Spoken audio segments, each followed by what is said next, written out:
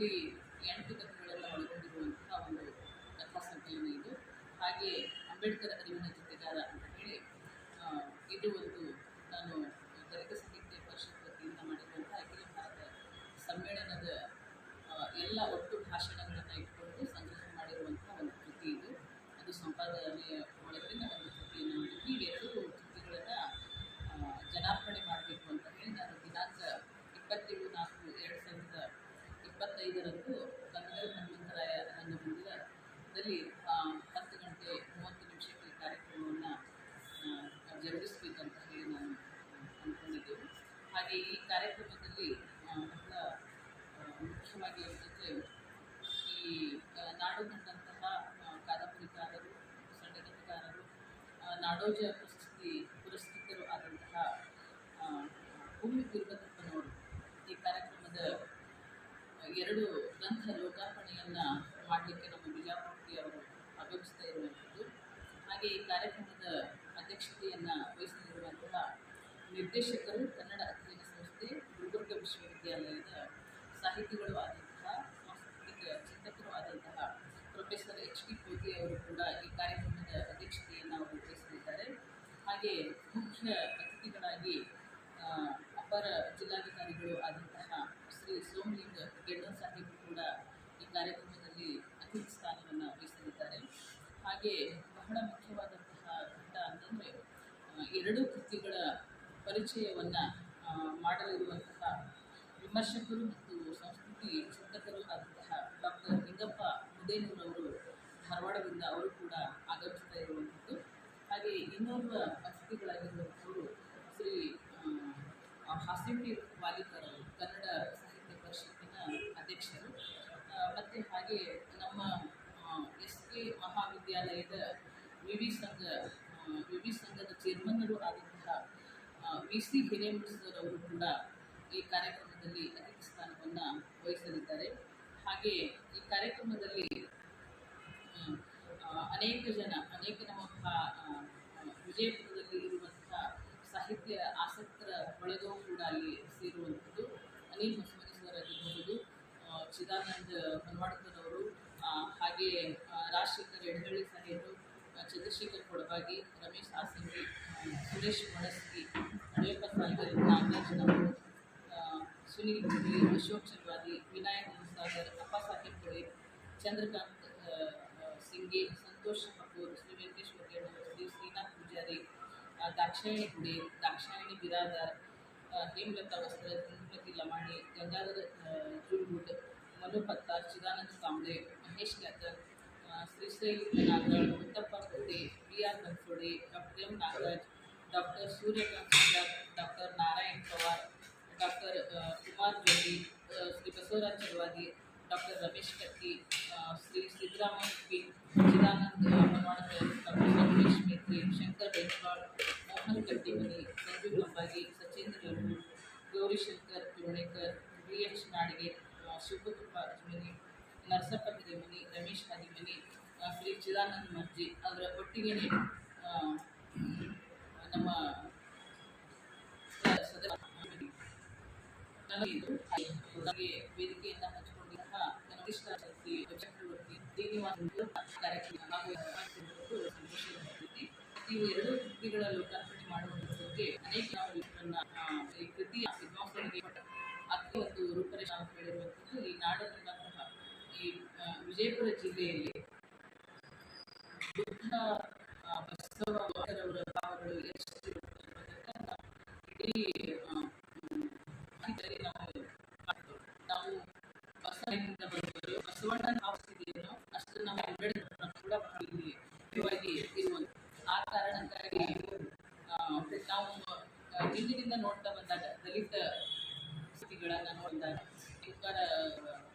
ಕೋಳ್ ಅವರ ಆದಿಯಾಗಿ ಇಲ್ಲಿವರೆಗೂ ಅನೇಕ ಜನ ಶಂಕರ್ ಕಟ್ಟಿಯವರಾಗಿರ್ಬೋದು, ಅನೇಕ ಹೊಸಮನಸರಾಗಿರ್ಬೋದು, ತದನಂತರದಲ್ಲಿ ಇವರು ಬರುವಂತಹ ನಾನು ಡಾಕ್ಟರ್ ಸುಜಾತ ಚಲವಾದಿ ಅವರಾಗಿರ್ಬೋದು, ಇಲ್ಲಿ ದಲಿತ ಸಾಹಿತ್ಯದ ಒಂದು ಬೆಳೆಯನ್ನು ಬಿತ್ತರಿಸಬೇಕು ಅನ್ನುವಂತಹ ಒಂದು ಕಾರಣಕ್ಕಾಗಿ ನಾನು ಈ ಕೃತಿಯನ್ನು ಇಲ್ಲಿ ರಚನೆ ಮಾಡಿರುವಂಥದ್ದು.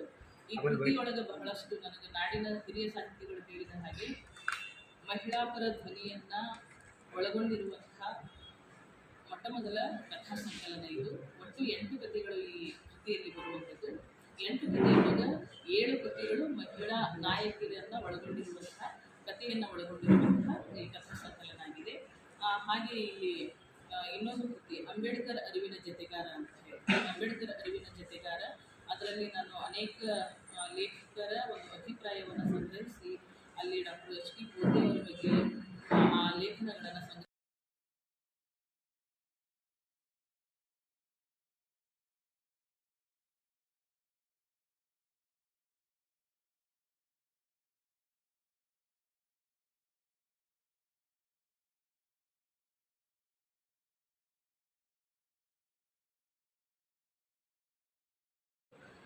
ಎಲ್ಲ ನನ್ನ ಮಾಧ್ಯಮದ ಮಿತ್ರರಿಗೆ ನಾನು ಕೇಳಿಕೊಳ್ಳುವಂಥದ್ದು, ತಾವುಗಳು ಈ ಕಾರ್ಯಕ್ರಮದ ಯಶಸ್ವಿಯ ರೂವಾರಿಗಳಾಗ್ತೀರಿ.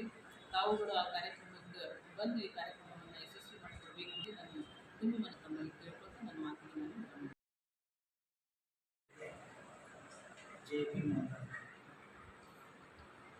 ಚನ್ನಬಸಮ್ಮ ಚನ್ನಬಸಮ್ಮ ಚಂದಪ್ಪ ಫೌಂಡೇಶನ್ ವತಿಯಿಂದ, ಪ್ರತಿಷ್ಠಾನ ವತಿಯಿಂದ ದಿನಾಂಕ 27/4/2025 ಹನುಮಂತರಾಯ ರಂಗಮಂದಿರದಲ್ಲಿ ಜರುಗಲಿರುವ ಡಾಕ್ಟರ್ ಸುಜಾತ ಚಲವಾದಿಯವರ ಗ್ರಂಥಗಳ ಜನಾರ್ಪಣೆ ಕಾರ್ಯಕ್ರಮದ ನಿಮಿತ್ತವಾಗಿ ಈ ಸುದ್ದಿಗೋಷ್ಠಿಯನ್ನು ನಡೆಯಲಾಗಿದೆ. ನನ್ನ ಜೊತೆಗೆ ಈ ವೇದಿಕೆ ಮೇಲೆ ಹಿರಿಯರಾಗಿರ್ತಕ್ಕಂಥ ಚಿದಾನಂದ ವರನೂರು ಅವರಿದ್ದಾರೆ. ಗ್ರಂಥಗಳ ರೂವಾರಿಯಾಗಿರ್ತಕ್ಕಂಥ ಡಾಕ್ಟರ್ ಸುಜಾತ ಚಲವಾದಿ ಅವರಿದ್ದಾರೆ.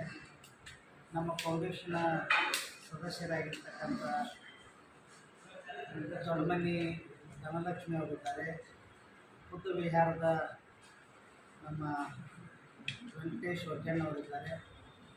ವಿಶೇಷವಾಗಿ ಇದು ಒಂದು ಉತ್ತರ ಕರ್ನಾಟಕದಲ್ಲಿ ಸಾಹಿತ್ಯಗಳ ಚಿಹ್ನೆಯ ಹೊರಗೆ ಹಾಕುವಂಥ ಈ ಲೋಕಾರ್ಪಣೆ ಕಾರ್ಯಕ್ರಮ ವಿಷಯ ಅವರಿಗೆ ಭಾಳ ಉತ್ತರ ಮತ್ತು ಕರ್ನಾಟಕದ ಮರದಲ್ಲಿ ಸಾಕಷ್ಟು ಪ್ರತಿಭೆಗಳು ನಾಡಿನಲ್ಲಿ ಇದ್ದರೂ ಅವರು ಬರೀ ಕಾಯಿಯಾಗಿ ಕೆಲಸವನ್ನು ಕೂಡ ಇವರೆಗೂ ಲೋಕದಲ್ಲಿ ದಿಗ್ಗಜ ಅಷ್ಟು ಉನ್ನತ ವಾಗ್ಮಿಗಳು ಲೇಖನ ಹರಿತವಾಗಿದ್ದರೂ ಕೂಡ ಅವ್ರನ್ನ ಪ್ರಚಾರಕ್ಕೆ ಇವತ್ತಿಗೂ ಆ ಕಾರಣಕ್ಕಾಗಿ ಇದರ ವಿಶೇಷತೆ ಏನಂತ ಹೇಳಿದ್ರೆ, ನಾಡಿನ ಅತ್ಯಂತ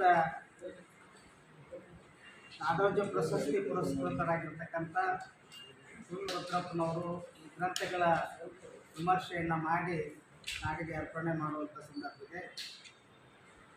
ಇದೇ ಭಾಗದವರಾಗಿರ್ತಕ್ಕಂಥ ಡಾಕ್ಟರ್ ಎಚ್ ಡಿ ಕೋಟೆ ಅವರು ಕೂಡ ಹಲವಾರು ಗ್ರಂಥಗಳನ್ನು ಬಂದಿದ್ದಾರೆ. ಅವರ ಜೊತೆಗೆ ನಮ್ಮ ಡಾಕ್ಟರ್ ಸುಜಾತ ಚಲವಾದಿಯವರು ವ್ಯಗ್ರವಾಗಿ ಲೇಖನಗಳನ್ನು ಸಮಾಜಕ್ಕೆ ಮುಟ್ಟಿಸುವ ನಿಟ್ಟಿನಲ್ಲಿ ಕೃತಿಗಳು, ಕಾದಂಬರಿಗಳು, ಗ್ರಂಥಗಳು ಮನುಷ್ಯನ ಹೊರಗೆ ಹಚ್ಚುವಂಥ ಕೆಲಸ ಆಗುವಂಥ ಸಂದರ್ಭದಲ್ಲಿ ವಿಶೇಷವಾಗಿ ಆ ಕೆಲಸವನ್ನು ಡಾಕ್ಟರ್ ಸುಜಾತ ಮಾಡಿದ್ದಾರೆ. ಅದು ಇನ್ನು ಈ ನಾಡಿನಲ್ಲಿ, ಬಸವ ನಾಡಿನಲ್ಲಿ ವಚನ ಸಾಹಿತ್ಯ ಒಂದು ಹೆಸರುವಾಸಿಯಾಗಿರ್ತಕ್ಕ ಸಂದರ್ಭದಲ್ಲಿ ಸಮಾಜವನ್ನು, ಮಾನವೀಯತೆಯನ್ನು ಇಂದಿನ ಪರಿಸ್ಥಿತಿಯಲ್ಲಿ ಭಾಳಷ್ಟು ಲೇಖನಿಕವಾಗಿ ಕಾಣ ಸಾಧ್ಯವಾಗ್ತಾ ಇದೆ. ಬಂದೂಕಿಗೆ ಅಂಜಲಾರದಂಥ ಸಂದರ್ಭದಲ್ಲಿ ಲೇಖನಿಗಳಿಂದ ಎಷ್ಟೋ ಸಮಾಜದ ಸುಧಾರಣೆಗಳು ಆಗಿದ್ದಾವೆ. ಭಾಳಷ್ಟು ಮನುಷ್ಯನ ಬದುಕನ್ನು ಬದಲಾಯಿಸಿದ್ದಾವೆ. ಆ ನಿಟ್ಟಿನಲ್ಲಿ ಇವತ್ತು ಡಾಕ್ಟರ್ ಸುಜಾತಿ ಚಲವಾದಿಯವರ 2 ವಿಮರ್ಶಾ ಕೃತಿಗಳು ಬಿಡುಗಡೆ ಸಮಾರಂಭದಲ್ಲಿ ಆಗ್ತಾ ಇದ್ದಾವೆ. ಒಂದು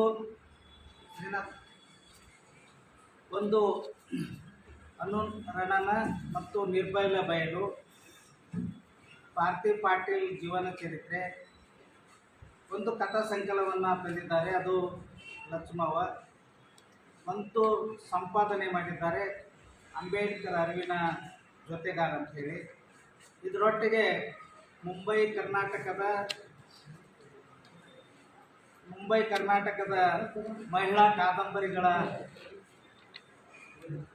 ಕಾದಂಬರಿಕಾರ್ತಿಗಳಂಥೇಳಿ ಒಟ್ಟು 27